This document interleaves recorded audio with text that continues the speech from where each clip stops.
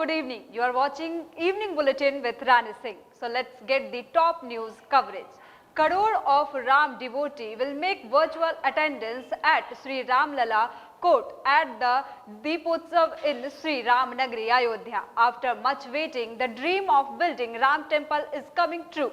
In such a situation, no devotees should be deprived of lighting the faith lamp in the Ram Darbar. For this, the Yogi government has made arrangements to ensure everyone's participation.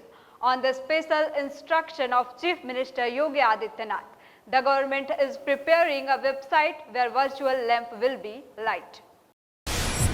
Army personnel and a BSF soldier were killed in an encounter with terrorists on the line of control in Machil sector of Jammu and Kashmir. However, 3 terrorists trying to infiltrate were pulled up. Security forces foiled an infiltration attempt. In the morning, the Indian Army said on the night of 7 and 8 November, a suspicious movement of unknown persons was detected by the patrolling party in Machil.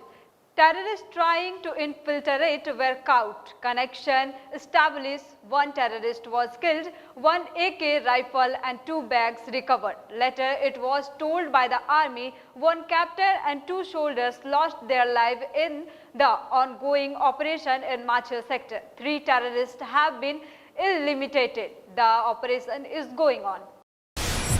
The Narcotic Control Bureau has conducted raids at several places in Mumbai on Sunday amid investigation into an alleged drug case is involving Bollywood. According to reports, the residence of Bollywood producer Feroz Nadiawala is one of these palaces, which were raided by NCB officials today. According to the latest report, Feroz Nadiawala house in Mumbai has been searched in connection with an alleged drug case.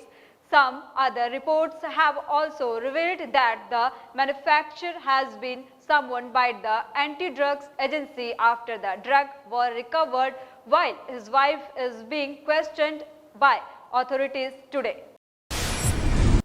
Former Governor of Reserve Bank of India, Bimal Jalan, believed that no new stimulus package is needed to revive the economy affected by the epidemic. He said that instead it would be more important to spend the package which the government has announced earlier. Jalan said in the interview to PTI, "I believe that financial incentives have already been given. You need to spend what you have previously announced. Apart from this, various announcements need to be implemented. This is more important than raising the facilitated target again."